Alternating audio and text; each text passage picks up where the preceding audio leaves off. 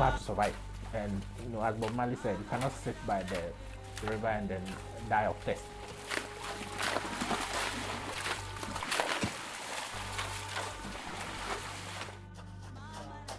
Yeah, Kuyajuma. Oh, this team. My problem is we are Kuyajuma. You see, I be away. Over finding in Asia, in our break. Only will be an over top. Into Tiana, which are now with you. Dear whom said Galamsey, go do assassin. And I shall say, the hoarding bay, you need to get behind Fidi. My dear hoarding, able to form the upper Anodian. You 2 years, you 2 years, Yaka cried about Toby and Eddie. And we am about to see you to assassin. These mining, what we call the Galamsey, they are sort of uninvited guests. As soon as any area comes up for mining, they also rush there. It's just like rush for gold that happened in America. There are those who do it purely for livelihood reasons. These are those who live in the communities. They are indigents. They grew up in the communities. If you check their background, you realize that they are children of parents who lost their farmlands to large-scale surface mining companies. The mining company took over their lands, very little or no compensation was paid, and therefore they had to either drop out of school or they couldn't continue after the basic level. So they don't have the skills, they don't have the certificate, the academic certificates to even gain employment in the mine. So what do? They are forced to go into small-scale mining or galamsey as a form of survival. They need to survive. That is one class of people. There is also the other class of people. They are in for commercial reasons. One day, we may invest 200,000, 150, 300,000. Scanning your Trana can Pesamico page maybe I am a jago. Pesamia, I know my scar, no page my foot. Come here, they say, Yuma, well, Yuma, make my quiet. One more day, oh, yeah, they will be to my day. A bit much it's on now for your shop, now they want to me a fee soon. I'll be a bit my Juma one, I'll be back to my baby, my uncle. Local school, this one on school for looking to The last statistics I read, the 2004 figures from the Minerals Commission, indicates that small-scale miners contributed up to 34% of total gold production. So that tells you the potential in the sector. We can look at the national level. They are contributing this much to our total gold exports and therefore foreign exchange earnings to the country. At the local level, they also play a key role. They stimulate local economic development. Because they earn income. The interesting thing is that every penny, every peso they earn stays in the local economy. It doesn't go out. There's no capital flight associated with small-scale mining as we have with large-scale mining. And then locally, they also contribute to economic infrastructure development. There are cases where small-scale miners have supported the construction of schools, clinics, repair of roads, and so on. So that is a key contribution to infrastructural development.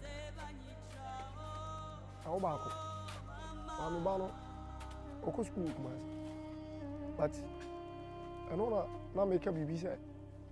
Cecilia, or no, you'll be a minimum the meaning now by so. Now, me chase I buy my family bad money because me who said, your woman will do is happening. Me who said, Galam penny for or me just selfish or bad. The bottom in your man, or your film. I know you need your yanya will be passed as soon as your door mine. Me chrome harm me one. My pet and former their brim chrome for. You do me chroma, me, the family agro. Woman, the abu be. My ye be a me chrome. I'm wood down. So these are some of the benefits we get from small-scale miners that unfortunately have not been documented, but they are a key part of our economy. I think our attitude to small-scale mining has also led to the kind of negative perceptions that we have. So, for instance, there are problems associated with small-scale mining, environmental problems, and it is also because they are not regulated. So they are more or less like an orphan sector of our economy. we don't allow any mining activity to go on within a band of 500 meters from the shores of the water bodies. And that is where we also get a problem. So most of our chiefs, they know that, oh, this place is a buffer zone. It is not granted to anybody. So you go to the rural area, they will say that this is the land for the chiefs. This is where the galamseys, both locals and the international galamseys, cash in to really destroy the water bodies. In terms of environmental pollution, what worries many of us is the water bodies. Because many people still drink from these rivers. So if they are mining upstream, it's going downstream. Wherever they are doing the mining, most of these water bodies are now completely dead. I've seen several rivers and water bodies that now have no life, no fish, nothing. And the long-term effect we may not be able to tell. But in some areas, the short-term effects are so visible that you will see that within a short period, there's a particular illness within a particular community because they went and drank the water. So now what is happening is that even the rural communities where they didn't have to buy water or bottled water, now most of them are buying, bottled water, bottled and other sachet water because they are afraid to drink from the rivers and water bodies that they formerly would take freely from. There have been several research on the metallic content of rivers and water bodies, and they found that heavy metals are now on the increase. So the impact is enormous.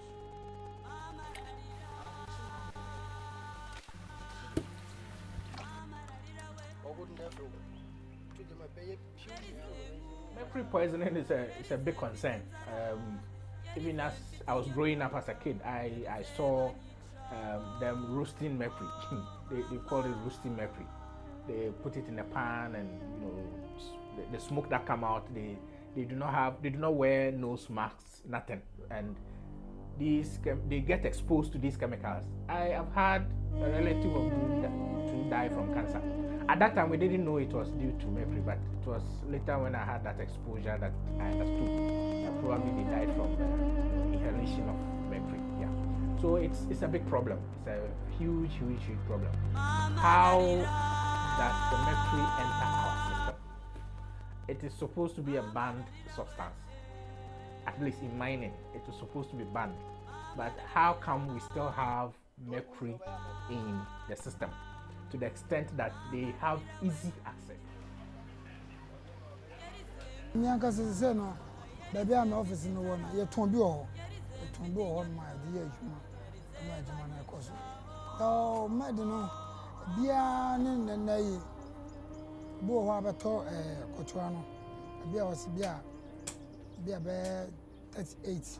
As you say, my grenadier at India or Hauba. Yeah, wow, babies are there. Or you or Washington, and some of the beer running. Now, only some mercury the problems, but all protect over saying. I'm not doing anything. My fear is that a lot of our water bodies, which are already polluted anyway, have also had this mercury contamination. And to think that Ghanaians love fresh fish, and most of these fresh fish are caught from these water bodies that have been contaminated. That is a very serious issue we are dealing with here. I believe if we did a thorough research and try to get the frequency of diseases, certain kinds of diseases in mining areas, we could draw that linkage between those diseases and then the prevalence of mercury and other heavy metals in our water bodies. Yeah.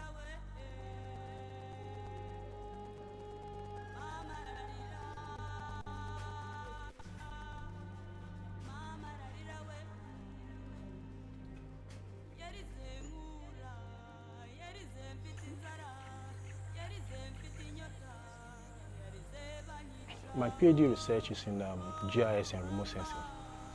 So specifically the topic is to identify landscape elements implicated in Buruli, Osa, endemic regions of Ghana. When it comes to Takwa, for example, we have a lot of large-scale mining companies here, but we don't have the disease here. When you move out of Takwa to other communities, like Galamsey West District, Upper Benchira West District, we have these diseases there. And those are areas where we have a lot of these Galamsey operators operating. And we found out that these places, the processes that they use to extract the minerals are crude. And because nobody regulates them, the chemicals they use to extract the minerals, they are released into water bodies and into the soils, which later goes into the farming areas and the plants and the water that the communities drink. They get infected. They get infected by way of reducing their immune system. And when anything catches them or they have any fracture, it grows into that, the Buruli ulcer.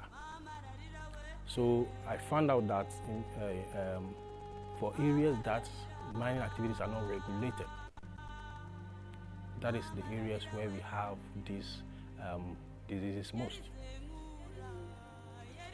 Small-scale miners are taking over cocoa farms at a very rapid rate. We haven't done any research to establish the figures yet, but I guess it must be a very serious problem, because increasingly we are seeing a lot of cocoa farmers giving up their farms to small-scale miners, and sometimes Chinese. They come and they buy the land very cheaply and they destroy the cocoa farms and then do their mining. So I believe in the next few years, if we were to do some serious research, it will be able to establish that fact, that yes, cocoa production will be affected because of the increase in small-scale mining.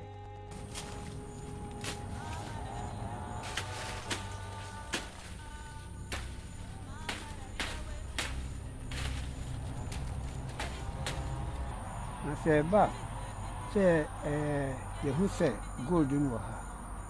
You say, on my corner now, no chief. Now, say, all the land the Bermuda, near can land in Now, opera, near at one third year. Some say, a good beer, scan 10 million, a year, a glass of say, I didn't want maintain of what I've been last. Idea, I am 59 now, near Ban say, your tone was as a message that I live with. Intimate tones. You said, we have not nothing. No, I'm okay. No, my duty. I told that to them. That's it. But the general I was thinking to court. I would use the Kenya enclave as an example. Food security has become a big issue there, because most farmers have lost their land. These have been taken up as concessions. And, well, they don't allow you, they would give you some time to leave the place, especially where they're going to mine. And if about 100 farmers lose their farms, what do you think the implications are for the families themselves and for those who buy food? So food security is a big question when it comes to mining. And I would say that in Kenya, as soon as you have mining coming into a place, cost of living also suddenly jumps up. And for the local people, it is food. So if I have to spend much more money to buy food, then food security becomes, an issue. So food security and mining is a big question. And I think more and more, food security will become a problem if we are not careful the way mining is being done in the country. Well, so far, I'm yet to see an abandoned small-scale mining land that has been reverted to agricultural land. I'm yet to see one. It's because of the chemicals they use and the nature of the land disturbance. They use these heavy equipments that bring up the part of the soil that is not needed. They dig deep, bring it up, and then basically it's mud. That makes its usage as agricultural land very, very difficult. We need to plant leguminous crops and trees like ticks and other stuff to make it more fertile before it can be used for agriculture. But unfortunately, again, we come back to Minerals Commission and their oversight role over the sector. Nobody is asking them to do so. So they leave, and then they leave the huge pits which gather water. Mosquitoes come in, create malaria is all over the place and all that. So it's a mess. I could remember they came around February 2012. Since these people came without our knowledge, we wanted to find out who brought them here. We requested for their documents, which would give them permit for them to work. They could not produce anything. We said we would do a peaceful demonstration for them to know that we need to stop their job. It was there that fight broke out, and they started shooting already.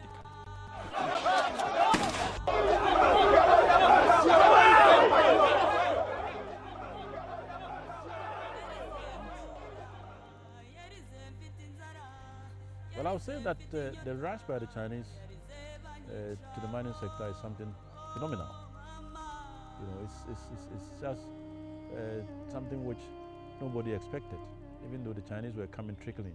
But how they jumped into the mining sector is something that some of us don't understand. Either they have some leeway getting into it easily, or they are in league with some people who help them to circumvent some registration processes. Because how they get in and quickly are able to set up is something that even beats the imagination of some government officials. And to local people who don't have control and who cannot sometimes confront these people, who sometimes are armed. They are there, they just allow them to mine because they say that these are the documentation we have. If you look at the extent of damage caused to the land within this area alone, it's about 14 kilometers square, and all the lands were not being reclaimed. Cocoa used to be growing around all these places, all over here. But now, look at the situation. You see a bare land, you see pits with water, and that's what's left to us. These pits with volumes of water, we don't know how we are going to handle this. Some school of thought believe that we can convert them into fish pond for fish farming. But then, unless we do a lot of research to know whether the water has not been contaminated with chemicals, if it becomes possible, then we can convert it to maybe a useful venture. It makes me very angry, very, very angry as a Ghanaian, to have foreigners who come in and flout our laws with impunity. For me, it's very annoying, and I also blame our government. I mean, if it shows the weaknesses in our governance system as a whole. If we can have foreigners who didn't come as ghosts, they came as human beings who went through our ports of entry, either the airport or the seaport or by land through Aflawo and other places. They went through a port of entry where we had Ghanaian immigration officials who couldn't put a tap on them. To have Chinese, Spaniards and other foreigners coming into the country and then going into the rural communities, buying land at a rapid rate, developing gold mines there, bringing large and big machinery to come and clear large tracts of land and do mining in the full glare of local politicians, in the full glare of local security agencies who are incapacitated and they do nothing. That is where the source of my anger is.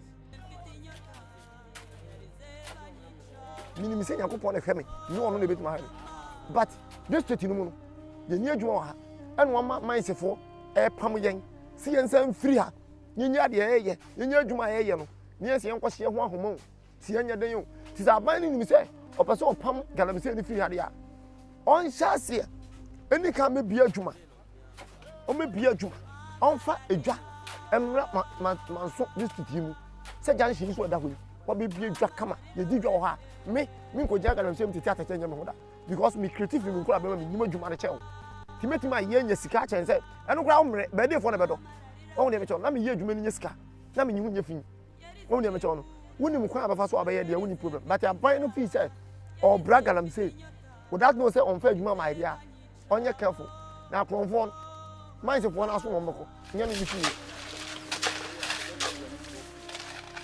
The state has actually established a national security task force on this small-scale mining, made up of the military, the police, the immigration, and the customs, and then they move around. Actually, the local police are not helpful when it comes to the issues of Galamsey. So usually, when the national security is actually mobilizing forces, they probably even take them from stations which are not closer to those areas. And then they assemble them and then they take them to these areas. And even once you go there and then they get wind of it, somebody will pick a phone and then just relate the message to somebody that, yeah, your place is now an action point. It happens everywhere, yes. And I know that it is one of the problems that we are seriously confronted with. For the negative impacts, I think we need, the response is not the use of the security agencies. I always have a problem with the use of soldiers and the police and the task force that go around arresting people and all that. That for me is not sustainable. I mean, because you can sack them off from the land today, you will not stay there forever. You will not be watching over the place forever. You will move out to another place to sack more people. Once you move out, they come back and do it. So it's not sustainable.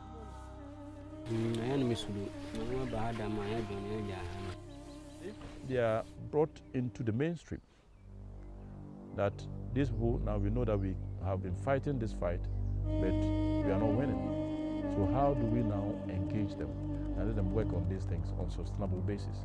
Or is it possible to give them an enclave for them to operate while they are adequately monitored? If we tell them that, well, within this area, it is for those who want to engage in small-scale artisanal mining. You are registered, we build your capacities, we tell you how to manage the environment, but you would have to pay fees and other things. I think you will find many good young men going there. Now, I'm surprised to find people who have even been trained as mining engineers to acquire concessions and the liberal terms also to mine. Don't forget that they employ people, or they employ themselves. And because unemployment rate in Ghana is so high, if we have young men who want to burn their energies, bringing out gold, which government can buy and sell, why not? But the critical thing is that we have to be very careful that they don't destroy the environment. So we need a lot more civilized method of engagement between the small-scale miners and the government. The government needs to be seen to be supporting them.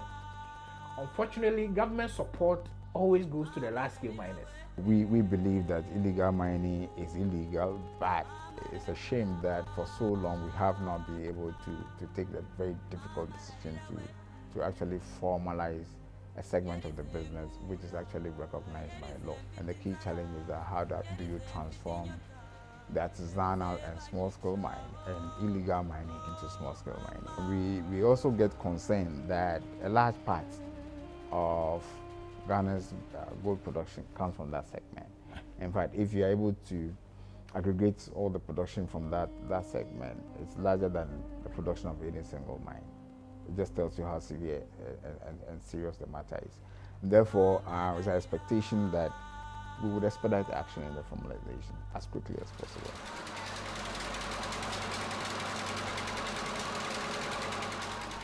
If government got serious about helping them to formalize, then we could train them. They need training. Some of these workers are, they are very raw. They do not know much about the techniques of mining, how to handle chemicals and so on. Some of them are not even aware of the dangers of some of the chemicals they use. We need a lot of research in these areas. What I did was just a small part of it. So there has been research by most of our professors in the university here, University of Mine Technology, as to the alternatives of using mercury. And I did know that the university was in collaboration with the Ministry of Mines, wanted to train these small-scale or galamsey operators in order to teach them some of these proper mining procedures, so that the pollution in this water bodies and the environment will be reduced. So yes, going forward, there are a lot of things we need to do as a country. But on the whole, I am always for small-scale mining. I always advocate for small-scale mining. On a very simple basis, that look, they are one of our own. They are Ghanaians, most of them are Ghanaians. They are from the communities, they are indigenous. Whatever money they earn stays in the country, and that helps our development. Not those who come and mine and then leave up to 80%, 90% of their profits in offshore accounts.